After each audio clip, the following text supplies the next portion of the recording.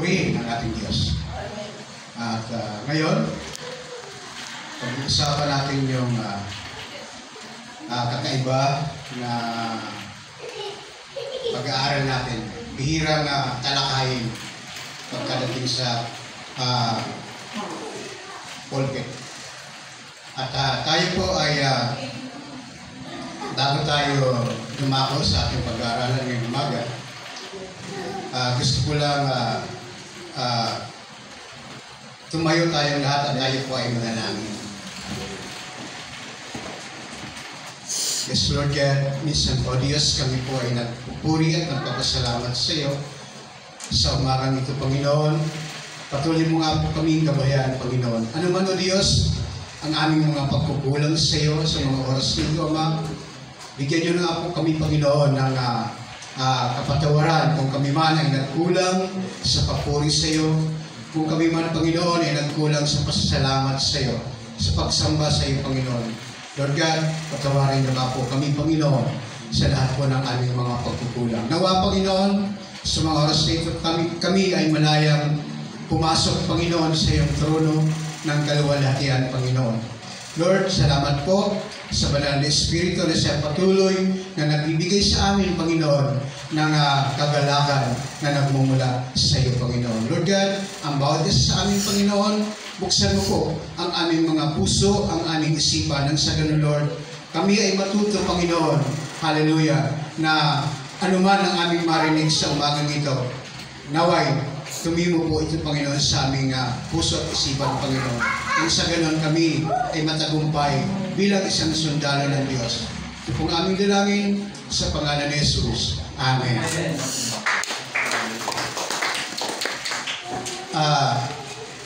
Ngayon po ay pag-usapan po natin yung banal na Espiritu na bihirang talakayin. Sa pagkakaalam po natin, ano ba yung Holy Spirit? Sa ating pagkakaalam. Ang Holy Spirit ay third person ng Diyos. Yung pangatlong persona. Pero yung iba, ayaw nilang maniwala doon sa third person. At meron na naman sasabi na ang Holy Spirit daw ay isang force. Yung lakas, hindi siya persona. At marami nagsasabi nun, lalo na yung GW. Alam mo yung GW? Jehovah's Witnesses, ayaw nila ng sabi ng Jehovah, ang Holy Spirit daw ay lakas lang, hindi persona. At sabi naman ng iba, si Almeida, di ba, sabi niya, Trinitarian, go to hell. Yung mga naniniwala doon sa Trinity ay pupunta sa impyerno. So yun. Ngayon, pag-uusapan natin kung ano ba talaga yung kalagayan ng Holy Spirit. At yun nga, yung pangatlong persona ng Diyos. So, ibig sabihin kasi doon, God is Spirit. Ang Espiritu daw ay, ang Diyos daw ay Espiritu. So yun, yung pinaka-third person. Kung pag-aaralan po natin, yung mga nag-aaral ng salita ng Diyos, ang God daw po ay salitang Hebreo ay Elohim. Alam yung Elohim? Na kung titingnan po natin, i-search natin sa Google, ang Elohim ay plural. Pag sinabing plural, mayroong marami. Kaya nga, ang God ay plural in meaning. Naalala ko tuloy yung si Pastor De La Cruz noon, sabi niya, ang God daw ay plural form but singular in meaning. Plural, pero ang kahulugan ay singular. So, kagaya ng analogy ng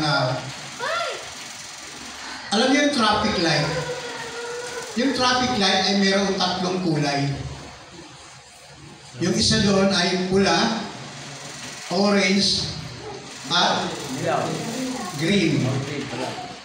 Ganon ang kalagayan ng God. At yung Father, Son, and Holy Spirit ay equal, kumbaga, pareha sila. Na sabi nga yung, di ba yung traffic light may kanya-kanyang function. Ang red, kailangan huminto ka. Ang orange ay nagwa-warning yan na malapit na doon sa paghinto. Yung green ay go. So ang tawag doon sa tatlong yon ay traffic light. Hindi ba? Ganun din yung Father, Son, and Holy Spirit, ang tawag doon ay God. Yun yung pinaka-analogy doon. Para maintindihan po natin. Kasi hindi naman marami ang Diyos One God lang talaga na mayroong tatlong persona. Para sa traffic light. Traffic light na may tatlong kulay. Ang tawag doon is traffic light.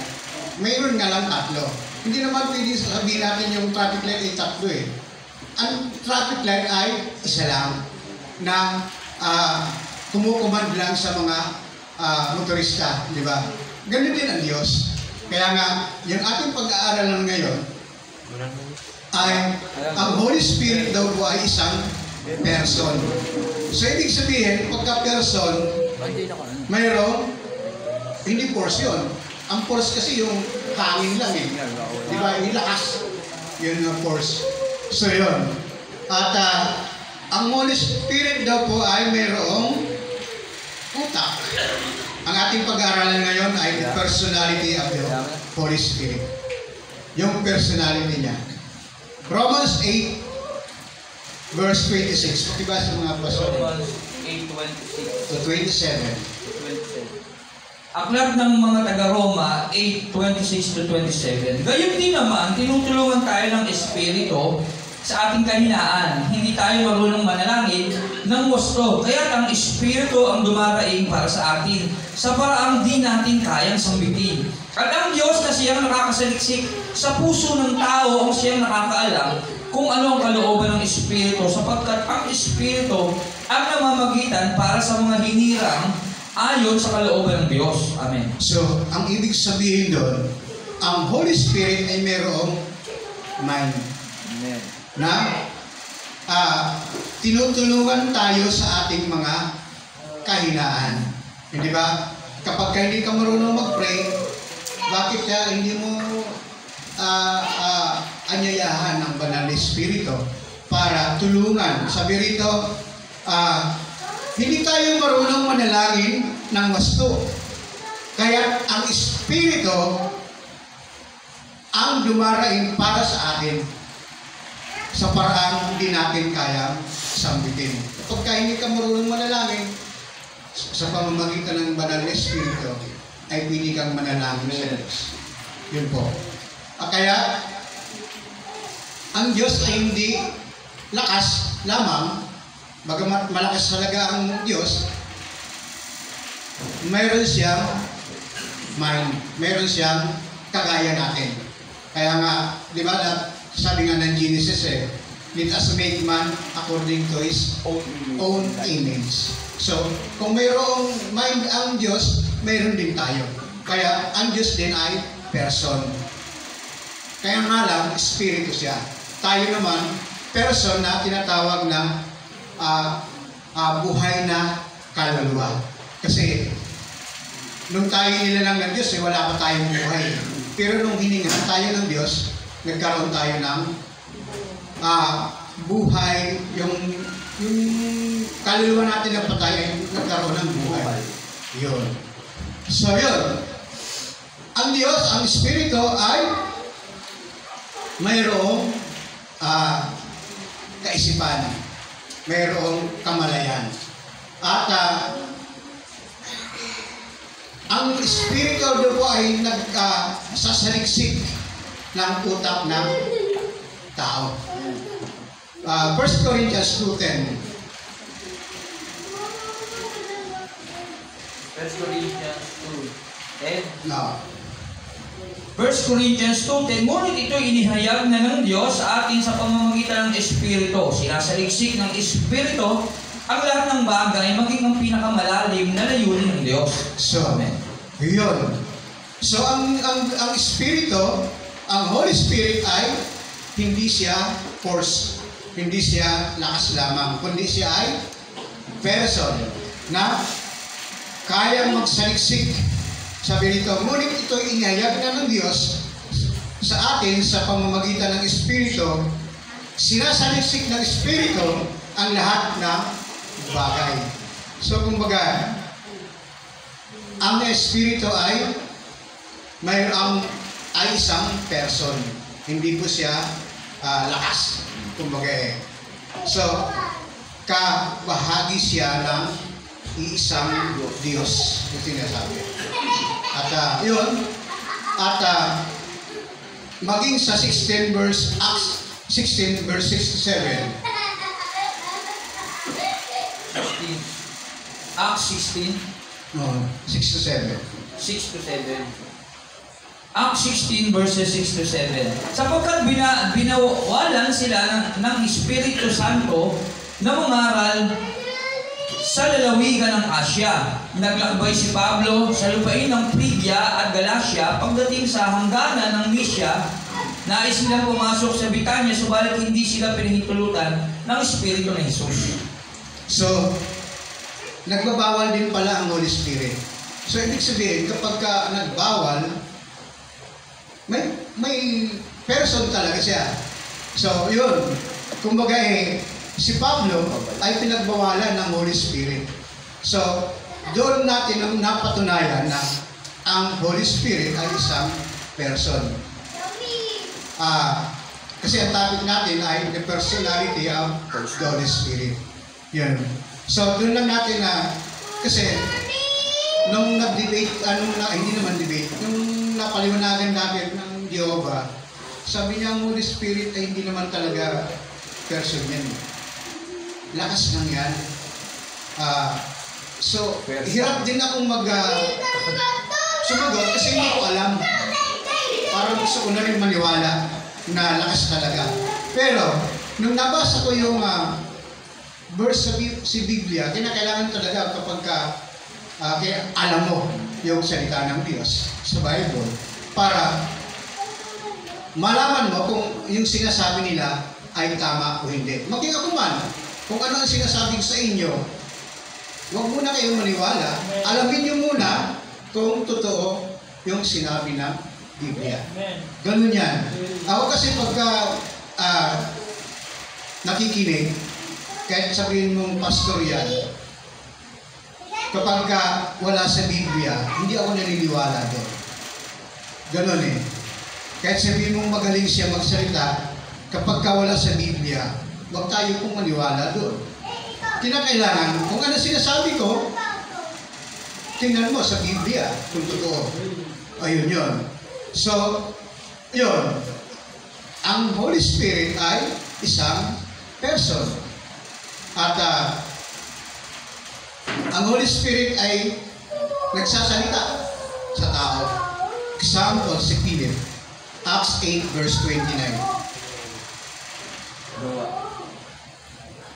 8:29. 8:29. Gawa 8:29. Sabayan mo ang sasakyang iyon, utos ng Espiritu kay Felipe. Amen. So, ang Holy Spirit ay nagsasalita kay Felipe.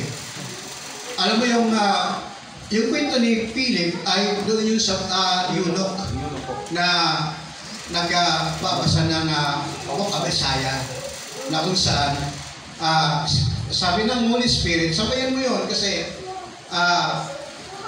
nagbabasa siya ng Book of Isaiah na tinanong ni Philip kung naintindihan. Sabi niya, hindi ko naman naintindihan yung aking binabasa kasi walang nagpapaliwanag. Kaya si Philip, inutusan ng Espiritu na paliwanagan si eunuch para maintindihan niya yung binabasa ni eunuch doon sa Book of Isaiah. So yun. So ibig sabihin, ang Holy Spirit ay person na nagsasalita sa tao. Kagaya kay Peter, ano sabi doon sa Acts 10 verse 19? Acts 10:19.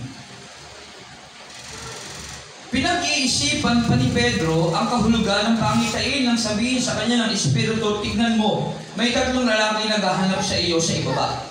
So, yun. So, nag-utos naman yung Holy Spirit. Gusto ko lang na sabihin na patunayan na mayroon talaga, ang Holy Spirit talaga is person. Isang person ng pagka-Diyos na kung saan Father, Son, and Holy Spirit. Ayun, maging yung mga elders na Acts 13:2, ano sabi doon? 13:2.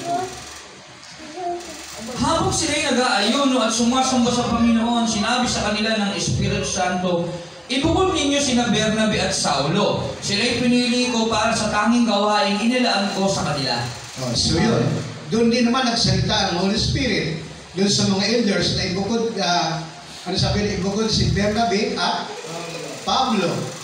Yun. So, ibig sabihin, doon natin napatunayan na ang Holy Spirit talaga ay person. Isang person ng Diyos. At maging doon sa mga Church of Asia Minor, yung napag-aralan natin ng mga nakaraang linggo. Hindi ba?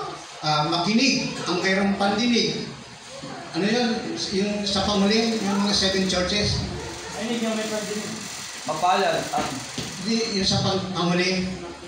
Makinig ang may pandinig sa sinasabi ng Espiritu. So yun. Ang Espiritu talaga ay nagsasalita. Maging Kijan, nagsasalita din. So yun. At ang Holy Spirit din daw po ay mayroong umiibig din siya. Romans 15 verse 30. Roma 15:30.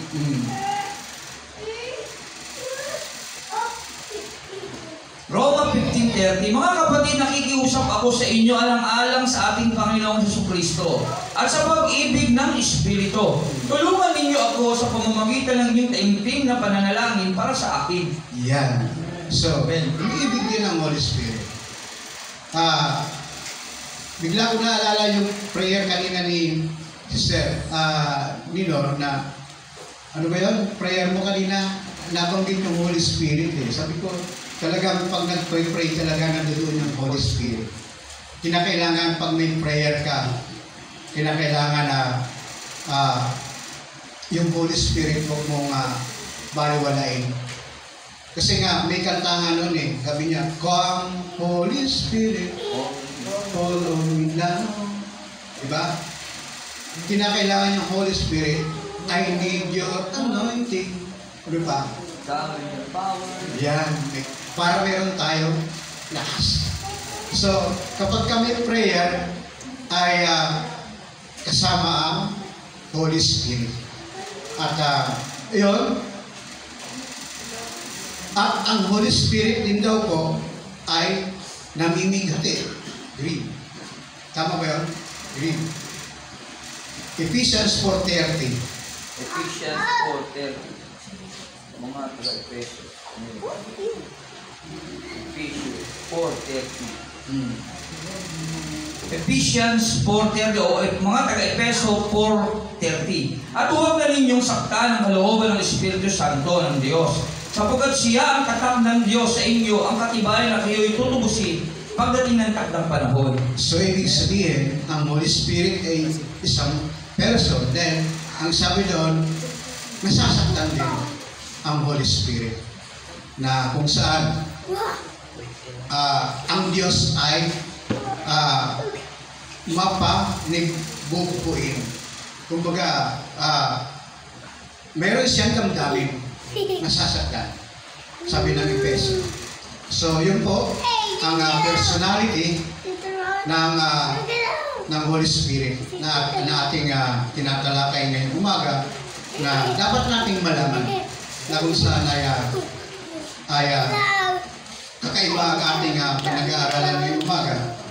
At hindi lang sa mga bagay na kumbaga para tayo ay maligayahan sa buhay, kinakailangan malaman din natin kung sino ba talaga ang Holy Spirit. Na kung saan ano ba ang kanyang function, ano ba ang kanyang mga tungkulin bilang isang Diyos.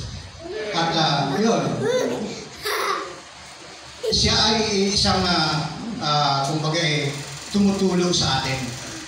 John 14:26 nga Sir Ronnie, ano ba yung pagkasabi doon? John 14:26.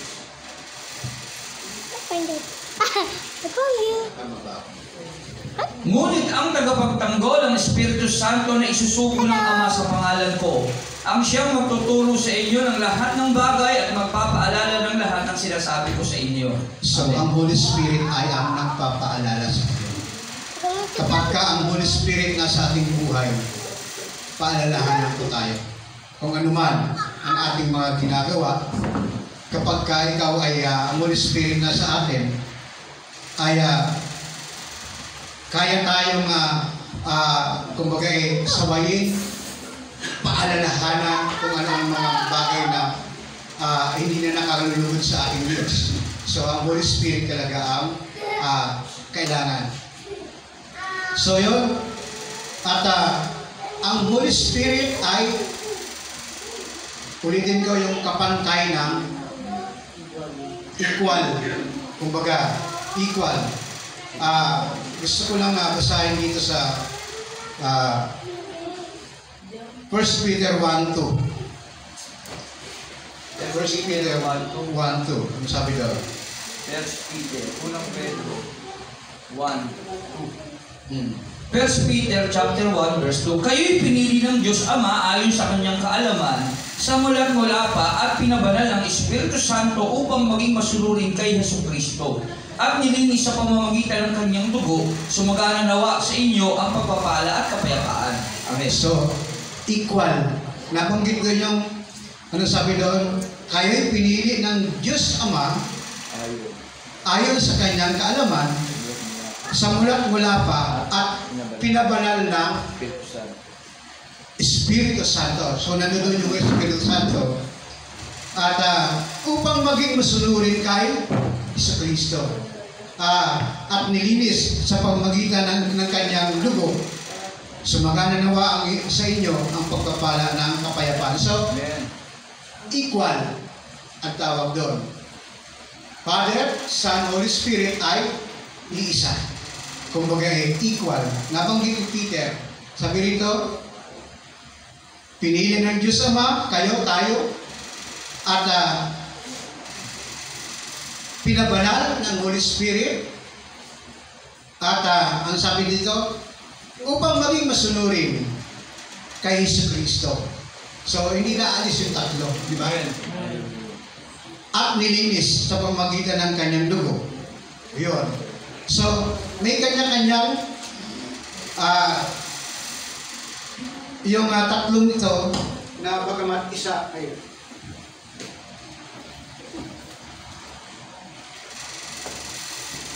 yung tatlong ito, bagamat iisa ang kanyang layunin, ay hindi sila nagkakaroon ng overlapping. Kumbaga pantay ang ginagawa ng Diyos.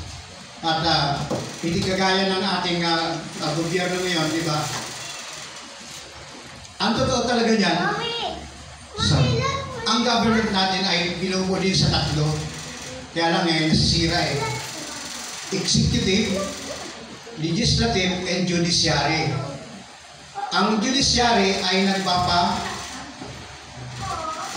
kumbaga tupad ng batas. Ang Legislative ay gumagawa ng batas. Ang Executive ay nag-execute ng batas. So kumbaga, hindi sila hindi sila nagsasapawan. Kasi ngayon ay nagsasapawan na sila. Kumbaga kinukuha na nila yung hindi dapat kunin. Pero sa Diyos, ang Diyos ay hindi siya nagsasapawan, talagang equal at may kanya-kanyang tungkulin. Kaya ang tawag doon, ang Holy Spirit ay isa sa mga person ng Diyos na kung saan gusto ko lang ulitin muli ay Elohim means plural form but singular in meaning. Yun po. At ayun, tamang-tama, mabilis lang ako paliwanag. Pero sana nawa yung aking paliwanag ay buong-buo ninyong matutunan. Amen. Kaya sa ngayon hindi ako magpapahaba ng pagsasalita at tatapusin ko na at maraming salamat sa ating Panginoon na kung saan ay napag-aralan po natin ang personality ng Holy Spirit na kung saan isa, ang Holy Spirit ay kabilang doon sa Diyos na ang Diyos ay iisa but mayroon tatlong persona. Napakahirap kasi yung debatihan lagi yan yung ganong pananaw na kung saan hindi naman mahirap sana kung pag-aaralan mo na tatlo pero isa. Parang analogy ng traffic light nga kanina hindi ba? Yung tatlong kulay, ang tawag doon is traffic light. Pero tatlo nga lang. Pero traffic light yan na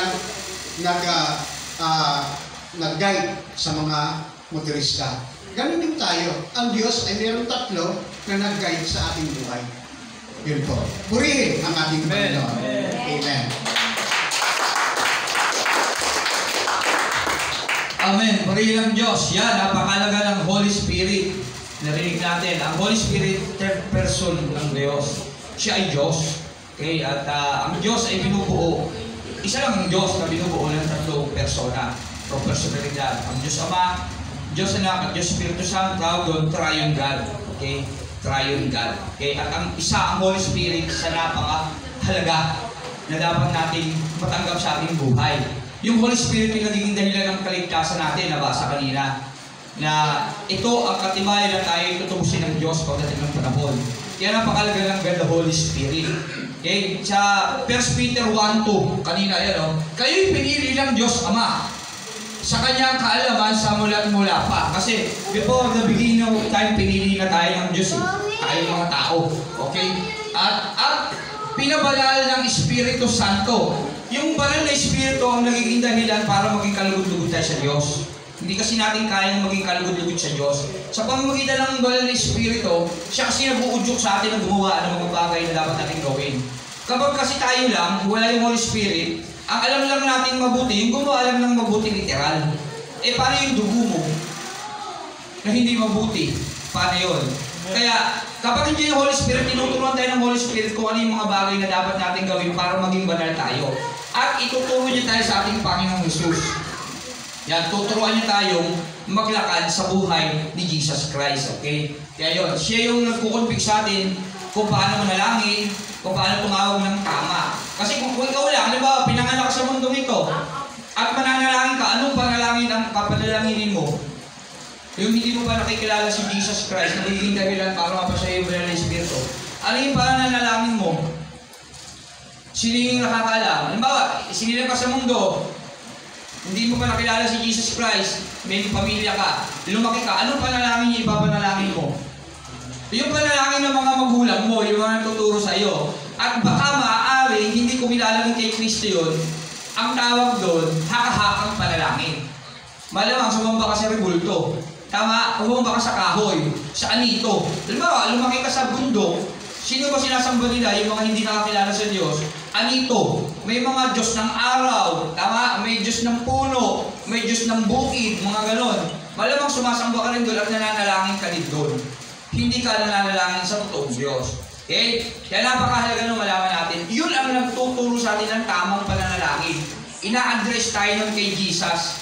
para kaluguran tayo ng Ama. Kasi ang nagpapahalaga sa Ama, nagpapahalaga sa anak, sabi ng 1 John. Ang nagpapahalaga sa anak, nagpapahalaga rin sa Ama. Tinuturuan tayo ng Holy Spirit magpahalaga doon. Amen? Kaya yun yung purpose niya. Ayan. Kayo pinili ng Diyos Ama, kasi lahat tayo, kaya tayo naririto. Bakit ka naririto? Gusto ko po. Ano yung kapangyarihan mo lumitaw sa mundo? Tama? Pinili ka kasi ng Ama. Kasi ang Diyos ang creator ng lahat ng bagay. Okay? Pinili ka niya. Nakamaano sa kanyang kaalaman sa mula pa. At pinabadal ng Espiritu Santo upang maging masunurin kay Jesus. Kaya kailangan ng Holy Spirit para matuto tayong sumunod ng tama kay Jesus. Kasi pag tayo lang, hindi natin kayang gawin yun. Hindi natin kayang pasalin yung cross, ang bigat nun. Tapos buhatin sa gitna ng sikat ng araw. At iakyat sa bundok. At habang inaakyat mo sa gitna ng sikat ng araw, sa bundok, sinisipa ka ng tao. Tama ba? Baka mamaya pag nagkasakit lang yung anak mo, linggo hindi ka na mag-church. Tama? Kasi binubuhat mo yung cross niya, bigat pala ng cross ni Jesus. Kailangan mo palang kalimutan yung Matthew 10:37. Ang sino mang magmahal ng labis sa ama, ina, anak, ang dahil sa akin ay hindi karapat-dapat sa akin. Ay, mahal ka pala yung anak ko, tatakbo ko pala sa ospital, linggo. Paano yun? Mamimili ka. Hindi mo pala kayang pasalin yung cross ni Kristo. Ganun yun. Kaya tutulungan tayo ng Holy Spirit magdesisyon ng tama. Okay? Sa ating mga buhay na yan. Kaya yun yung magandang bagay na dapat natin malaman. Okay? Upang at nilinis sa pamamagitan ng kanyang dugo, si Jesus, sumagana nawa sa inyo ang pagpapala at kapayapaan. Kaya yung mga bagay na hindi natin kayang gawin, yun yung tungkulin na ginagawa ng Holy Spirit. Pinapakilala sa atin ng Banal na Espiritu ang tungkol sa Diyos. Siya ang sumasaliksik, kanina nabasa natin, ang nakakaalam ng pinaka-malalim na kaisipan ng Diyos. 1 Corinthians, yan, Pastor, no? Kanina. Ang Espiritu Santo, ang nakakaalam ng malalim na kaisipan ng Diyos, yung layunin ng Diyos. Kaya yun yung tinuturo niya sa atin. At ang layunin na yun, yung tayo ay makipag-isa sa ating Panginoong Jesus. Okay? Napakahalaga nun na sa kapangyarihan ng pangalan ng ating Panginoong Jesus, tayo ay magiging sakop ng Banal na Espiritu. Kasi papadala ng Ama ang Banal na Espiritu kapag tayo nakipag-isa kay Kristo. Kaya napakahalaga ng cross ng dugo ni Kristo na maunawaan natin upang pagdating ng panahon, tayo ay maligtas. Okay? Kasi hindi tayo maliligtas pag hindi tayo pinananahanan ng Banal na Espiritu. Yan ang tatak na kanina pinag-aaralan sa Revelation na nakita sa loob. Yung Holy Spirit niyon. Ngayon, paano ba naging isang Diyos? Isang Diyos sa pangalan, isang Diyos sa pagiging Diyos, isang Diyos sa pangalan, isa sa kapangyarihan. Okay? Pastor, paano na yung paliwanag naman yun? Yung Trinity na yun. John 17:11 and 12, Brother Nero, pakibukla. Kaya ina-address natin ang lahat sa pangalan ng ating Panginoong Hesus. John 17:11 and 12. Ito na, paliwanag lang natin kung ano yung pagkakaisa ng tatlo. Okay? At ngayon, si Jesus to na nagpe-pray. May 5 minutes pa, 11:10. Nagpe-pray si Jesus. Sa Ama. Si Jesus Christ yan, nakatawang tao. Sabi niya, at ngayon, ako'y pupunta na sa iyo. Sabi niya sa Amang Banal na sa langit. Amang Banal, ako'y pupunta na sa iyo. Iiwan ko na ang sanlibutan ito. Ito yung time na kasing dadakpi na siya at mapagul siya sa cross. Malapit na. Ngunit sila ay nasa sanlibutan pa. Ngunit yung mga tao nandito pa. Amang Banal, ingatan mo po sila sa pamamagitan ng kapangyarihan ng iyong pangalan. Amang Banal, ingatan mo po yung mga taong ito sa pamamagitan ng kapangyarihan ng iyong pangalan. Yung ama niya. Ang pangalan, ibinigay mo sa akin. Okay? Nakuha niyo po? Ang kapangyarihan, sabi niya, Ama, ingatan mo po sila sa kapangyarihan ng iyong pangalan. Yung pangalan na ito, ang pangalan, ibinigay mo sa akin. Ano yung pangalan ng taglay ni Kristo? Pangalan ng Diyos na nasa Kanya. So, ibig sabihin, yung pangalan ng Ama at ng Anak ay iisa. Tama po ba? Kaya isa ang Diyos sa pangalan na ito, yung Espiritu. Anong pangalan niya? 2 Corinthians 3:17, Brother Niron. 2 Corinthians 3:17.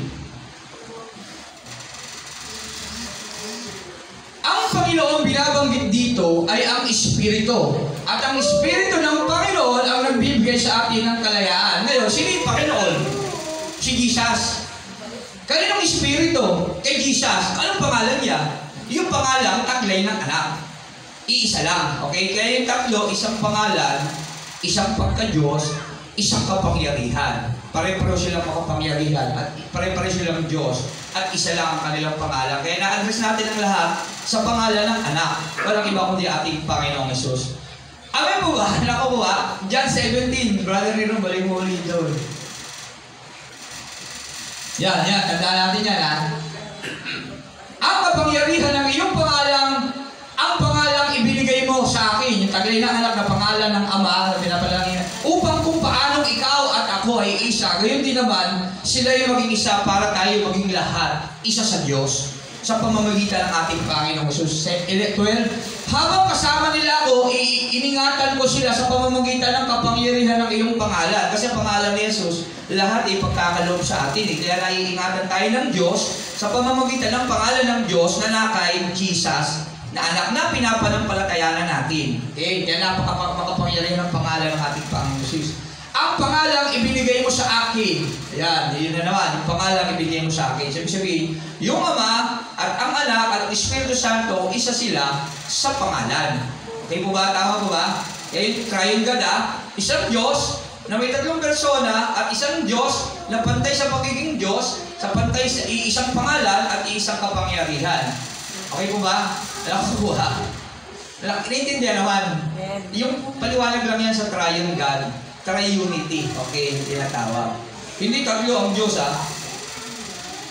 Isa lang ang Diyos na mayroong tatlong persona, personalidad. Person yun, Yung iba kasi hindi naniniwalang persona. Okay?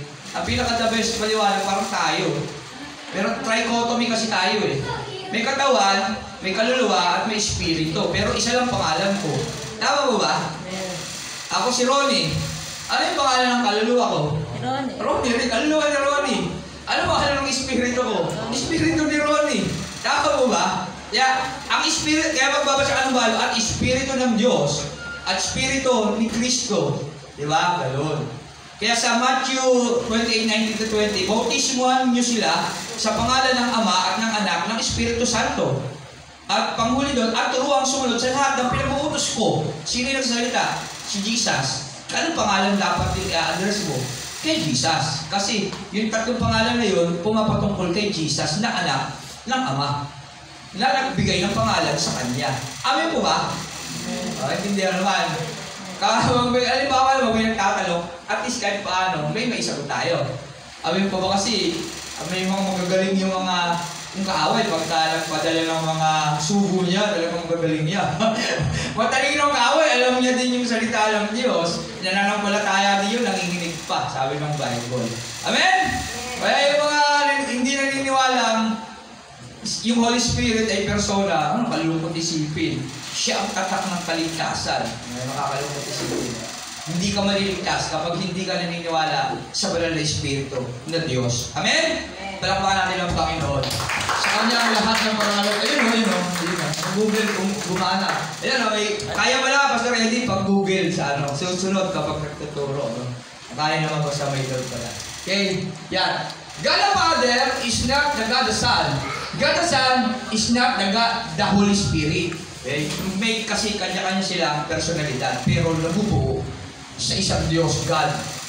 Okay? Yan ang tawag yan. Triune God. Triunity. Okay? Sa First John din, mababasa yan. Okay? Kaya hanggang doon na lang tayo. Sa Diyos ang lahat ng parangal at papuri. At gaya nga yung ating napakinggan, napakahalaga na alam natin ang salita ng Diyos. Kaya kay Pastor Eddie, hindi niya na sagot, mamuti na siyang maniwala. Pero salamat kasi ihinatid siya ng banal na Espiritu sa Bible. At nabasa niya na talagang pinag-aralan niya na talagang ang Holy Spirit ay personalidad. At dahil doon, napangalagaan yung kaligtasan niya. Kasi kapag yung turo na natanggap mo ay mali, magsasama-sama yan, pati yung mga salilahi mo mali na rin. Maniniwala sa iyo mga anak mo. Tama ba? Kasi hindi ka naman papayag hindi maniwala sa iyo anak mo. Kaya doon pumapasok, dito na ako lumaki, dito na ako mamamatay, o patay ka rin sa impyerno pag nagkataon. Tama ba? ganun. Gaya natin si Pablo.